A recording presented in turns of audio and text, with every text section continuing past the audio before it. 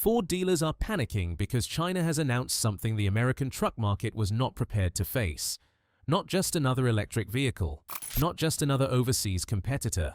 A pickup built to challenge the kind of profit Ford has protected for decades. On paper, it should be easy to ignore. It is foreign, unfamiliar, and blocked from most US showrooms. But the deeper dealers looked, the more serious the threat became. So what did China build that made Ford's truck empire suddenly look less secure? The scene in Las Vegas, January 2026, did not begin like a normal auto dealer convention. At the NADA show in Las Vegas, dealers gathered in a ballroom where the screens behind the chairman's podium were filled with Chinese electric vehicles. BYD and Zeekr models appeared in front of an audience that mostly could not sell them, service them, or profit from them. Their presence was not random. It was a warning placed in plain sight. NADA represents more than 16,000 dealers across the United States, so its words carry real weight. Chairman Rob Cochran opened by admitting that Chinese vehicles had become a hot topic. Then the organization's CEO went further, saying Chinese cars entering America would be bad for our industry, bad for our country, bad for consumers. That line made the fear official. A product not even sold in US showrooms was being treated like an active threat. Former NADA chairman Tom Castriota had already seen enough to sound the alarm. After visiting China, touring factories, and walking through showrooms, the Florida Chevrolet dealer returned with a formal warning for other dealers. His concern was simple, but serious. Any policy that opened a path for Chinese vehicles into America could damage many of the brands dealers already sell. This was not outside speculation. It came from someone inside the dealer world.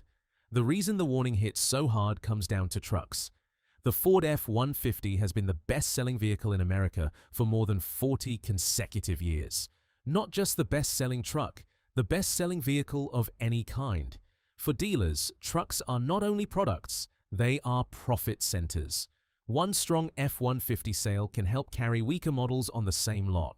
American dealerships are built around the idea that trucks stay expensive and American brands stay on top. NADA's own survey revealed the tension underneath the panic. Many dealers saw Chinese vehicles as both a threat and an opportunity. Some opposed them publicly, but privately understood that a cheap, capable Chinese truck could sell fast. That split is the real issue. The trade group wants the wall to hold, while some dealers are already looking at what might happen if the wall opens. To understand why Ford dealers were staring at Chinese vehicles in Las Vegas, you have to see the truck behind the fear. Its name is the BYD Shark. Meet the Shark. The truck causing the pressure is called the BYD Shark. It is a mid-size pickup from BYD Auto, China's largest electric vehicle maker. When it first appeared, many Western observers expected the usual weaknesses: low power, weak range, cheap materials, or a design that looked unfinished. The actual truck made that assumption harder to defend. It was not trying to look like a future idea. It arrived as a working product. The Shark uses a plug-in hybrid system built around a 1.5-liter turbo engine and two electric motors, one on each axle. Together, they produce 430 horsepower and 650 newton-meters of torque. It can reach 100 kilometers per hour in 5.7 seconds, with a combined range of about 840 kilometers, or roughly 520 miles. It also offers 2,500 kilograms of towing, a 12.8-inch rotating touchscreen, a 12-inch heads-up display, 7 airbags, all-wheel drive, and multiple terrain modes. BYD did not launch the Shark first in China. In May 2024, it debuted in Mexico, which made the announcement feel more pointed. Mexico is part of North America, close enough for American dealers to notice. By September 2025, more than 30,000 units had been exported. The Shark now sells in Australia, Brazil, South Africa, the Philippines, Pakistan, Thailand, Brunei, Laos, and Kenya. In Australia, it competes directly against the Ford Ranger. Ford's own CEO made the threat harder to ignore. In January 2025, Jim Farley appeared on CNBC and was asked about the BYD Shark. His answer was not dismissive. He called it a great product. For the head of the company behind America's best-selling truck, that phrase mattered. He did not call it cheap, strange, or irrelevant. He called the rival truck great. August 2025 added one more detail. A BYD Shark was spotted and photographed in Arizona. It was not being sold there, and it was unlikely to be there by accident. Analysts quickly reached the same likely explanation. Ford or General Motors engineers had acquired one to test on American roads. If true, that means the truck had already moved from foreign curiosity to something Detroit needed to study closely. Ford had seen the Shark. Its CEO had praised it. But the real trouble came when Ford's own electric truck plan began to collapse. The $19.5 billion retreat. December 2025 brought the announcement Ford never wanted to make.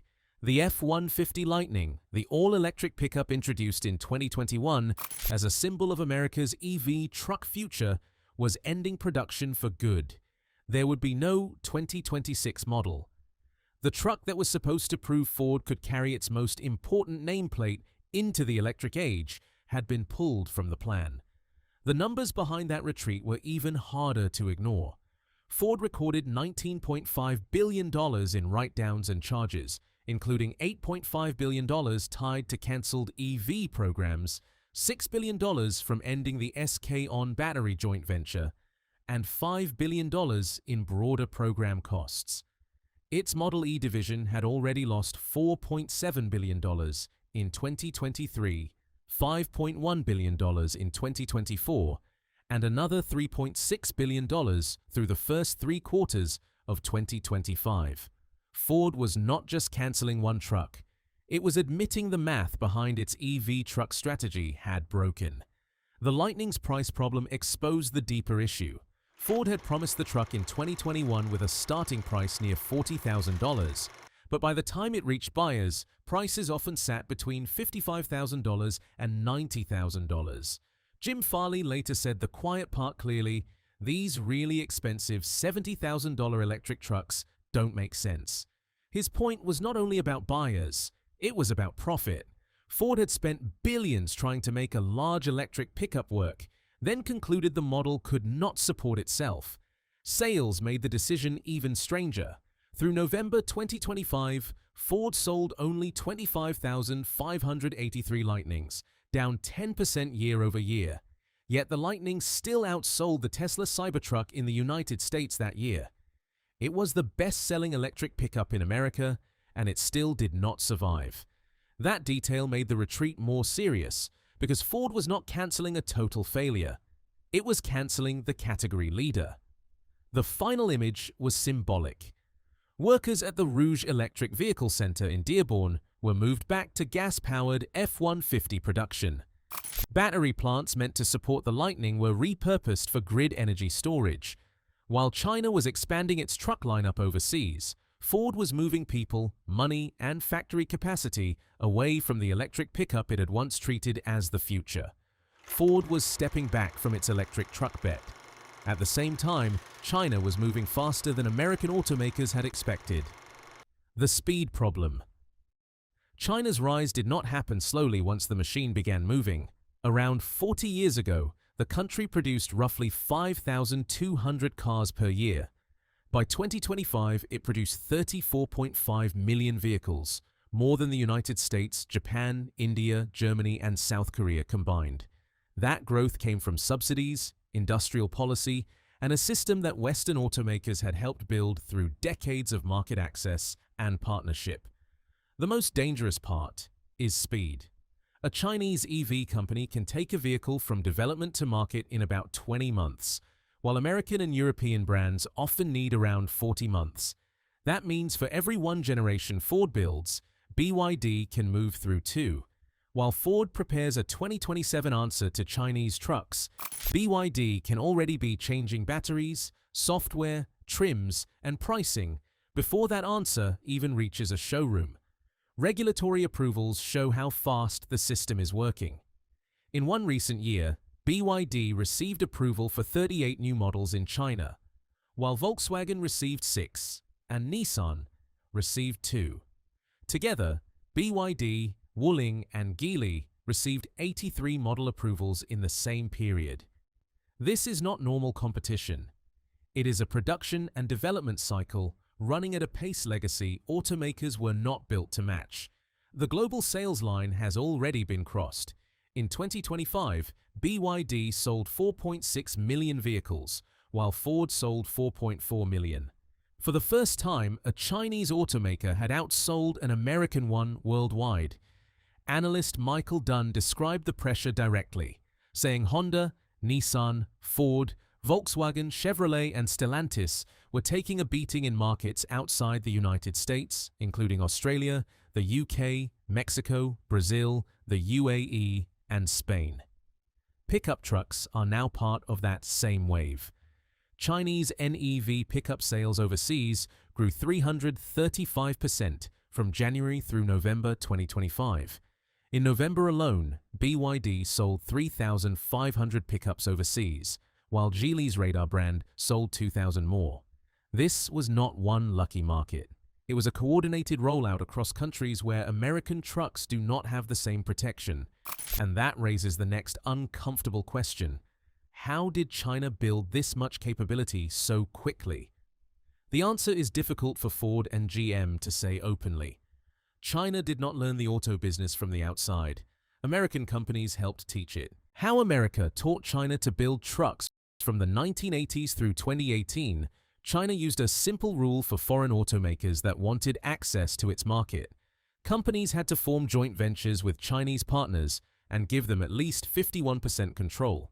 Ford, General Motors, and Volkswagen accepted those terms because the Chinese market was too large to ignore.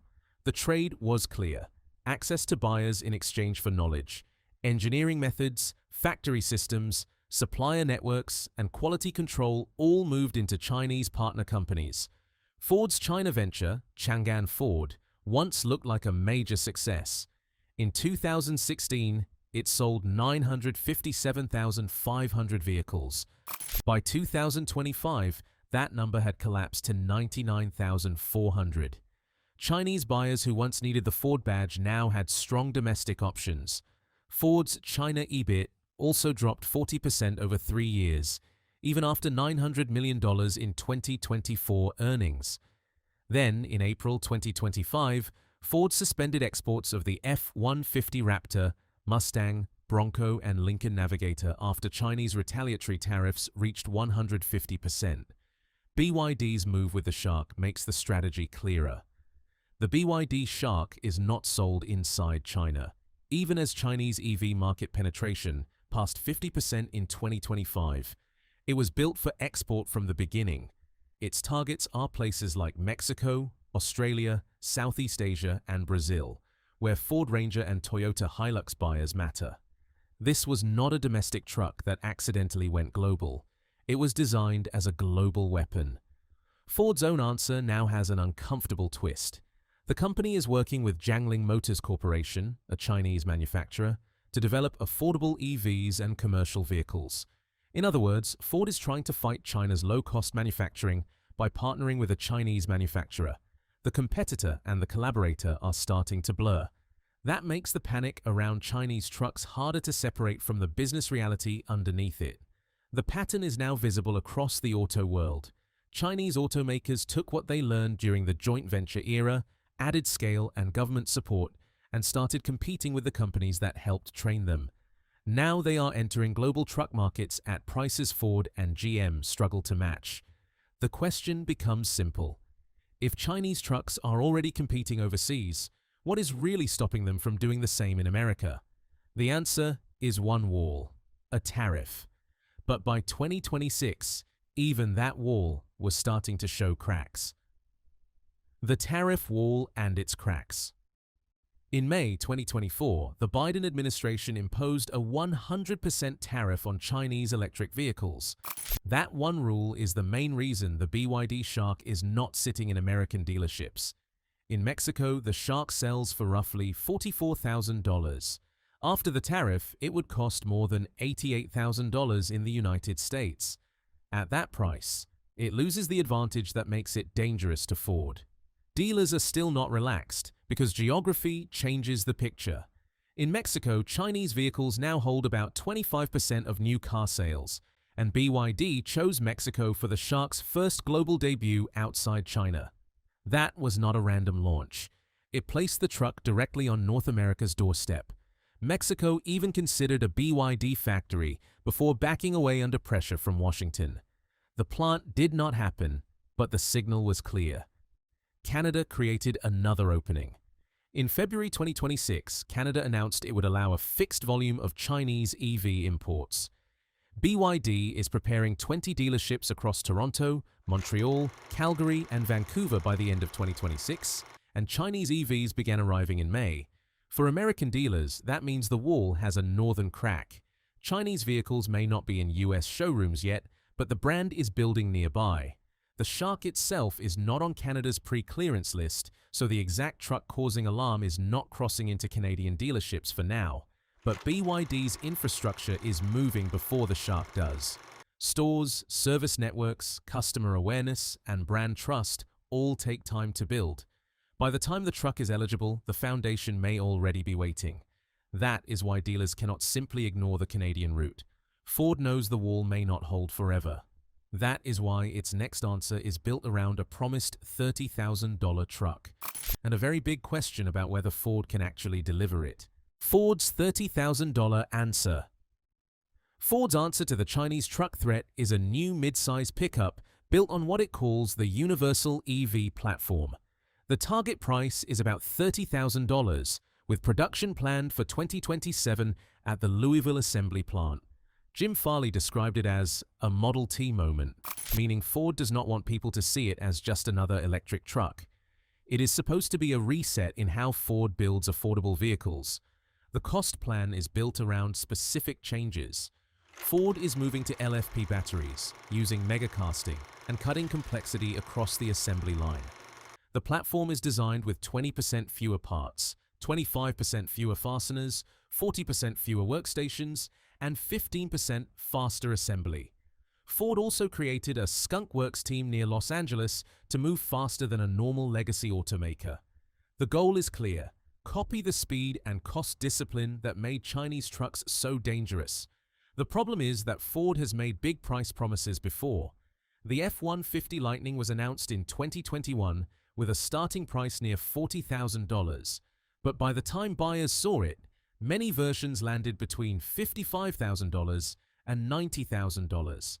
That history makes the new $30,000 promise difficult for buyers and analysts to accept without proof.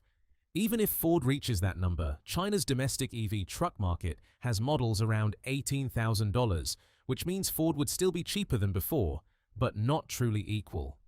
Ford is also changing its truck strategy beyond this new platform.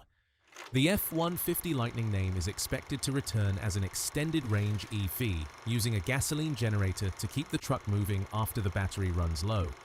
Ram made a similar move. This answers a real problem for truck buyers: towing range anxiety. But it also shows how far Ford has stepped back from the original all-electric dream. The future is no longer pure EV only. It is hybrids, EREVs, and EVs together. Ford had a plan on paper, but then Jim Farley went to Australia, drove China's trucks himself, and came back with an answer that made the threat harder to ignore. 3 days in Australia. In March 2026, Jim Farley flew to Australia, one of the markets where the BYD Shark was already facing Ford's Ranger. He spent 3 days driving Chinese trucks, including the BYD Shark 6 and the GWM Cannon Alpha. He also drove Toyota Land Cruiser 70s for comparison. This was not a showroom walk-around or a quick public appearance. Ford's CEO went to a real truck market and tested the competition directly. Farley's reaction was not dismissive. He called the Chinese trucks surprisingly competitive and described them as totally different animals. That mattered because he had already called BYD an existential threat to Western automakers, and he had even said he enjoyed driving a Xiaomi EV test car so much he did not want to give it back. These were not comments from someone pretending the competition did not exist. They sounded like warnings from someone who had seen the products up close. Farley also pointed out where Chinese trucks still fall short. He said they have not been doing it for decades like the Ford Ranger or Toyota Hilux, and they still lack some chassis, towing, payload, and heavy use experience. The BYD Shark can tow 2,500 kilograms, which is useful, but below the 3,500 kilogram ratings of some diesel rivals. Its payload is around 835 kilograms, strong enough for many buyers, but not best in class. Ford's defense is that real truck work still takes years to master. The deeper problem is time. China went from producing around 5,200 cars a year to 34.5 million vehicles in 4 decades, and BYD alone received approval for 38 new models in a single year. So the question is not only whether Chinese trucks match Ford today, it is whether they will still be behind in 2028 or 2030. Farley's experience argument is valid now, but the speed gap makes it less comfortable with every new model cycle. That is where the real panic begins. The dealer industry is publicly against Chinese trucks, but underneath the fear, some dealers see something else: profit. The panic. Underneath the panic. NADA's public message is firm. Chinese vehicles entering America would be bad for dealers, bad for the industry, and bad for consumers. That is the official position of one of the most powerful dealer groups in Washington, backed by lobbying networks, political relationships, and support for the current tariff wall. On the surface, the message is simple: keep Chinese trucks out, protect American brands, and let the wall hold. Inside the dealer world, the picture is more complicated. NADA's own survey showed many dealers see Chinese vehicles as both a threat and an opportunity. That split matters because dealers understand buyers better than most analysts. A cheaper, capable truck with real power and modern features could move quickly if it reached the right lot. George Karolis of Presidio Group said, "If Chinese automakers find an entry point with better pricing during the affordability crisis, dealers will jump in." Consumer interest is moving in the same direction. Auto Pacific tracks how American buyers consider different car brands, and its data shows interest in Chinese automakers is rising. Robbie DeGraff said NADA should welcome the competition instead of fearing it. Then he added the line that makes the panic harder to ignore: "That's a when, not an if." In other words, some market watchers already see Chinese vehicles entering America as a timing question. The affordability problem makes that timing more dangerous. New vehicle prices hit record highs in 2025, and trucks helped push them there. A base F-150 now starts above $35,000, while common versions can run between $55,000 and $70,000. For a buyer who needs a truck but cannot handle a $60,000 purchase, a $40,000 Chinese pickup with 430 horsepower, 500 plus miles of range, and a rotating screen offers something the current market does not. With dealers divided, Canada opening, and Ford partnering with China, the final question is no longer only about the BYD Shark. It is about how long the last wall can hold. The last wall. The BYD Shark itself is not coming to US dealerships tomorrow. It is not on Canada's fast-track import list. Mexico has added a 50% tariff on Chinese vehicles, and the United States still has its 100% tariff in place. The truck Ford's CEO drove in Australia, the truck shown on NADA screens, and the truck spotted in Arizona is not yet on a clear path to American sales. For now, the wall is still standing. Dealers are not really asking only about the Shark, they are asking about the door. In January 2026, Trump signaled in Detroit that he was open to Chinese manufacturers building factories on American soil. If BYD or Geely builds inside the United States, the import tariff loses much of its power. A Chinese-branded truck built in an American factory faces no import duty. Geely-owned Volvo has already shown the precedent by selling vehicles in the US with approved Chinese-developed software. Ford's planned answer is real, but it is not here yet. The company is aiming for a $30,000 mid-size electric pickup in 2027, using fewer parts, faster assembly, LFP batteries, and mega casting. But the Lightning was also promised at $40,000 and reached buyers between $55,000 and $90,000. Ford's EV division does not expect profitability until 2029. Meanwhile, China develops vehicles in about 20 months, meaning the competition can move again before Ford's truck arrives. The scene in Las Vegas was not just about one product. It was about a category shift. China has moved from small city cars to electric SUVs to hybrid pickups in markets without tariff protection in roughly 8 years. The same pressure that drove Changan Ford down from 957,000 sales to 99,000 is now appearing market by market, outside the one protected border that still matters most to Ford dealers. The BYD Shark may not be in American showrooms yet, but the fear in Las Vegas showed something clearly. Ford dealers are already preparing for the day it could be. China's truck is not in every American showroom yet, but the warning has already arrived.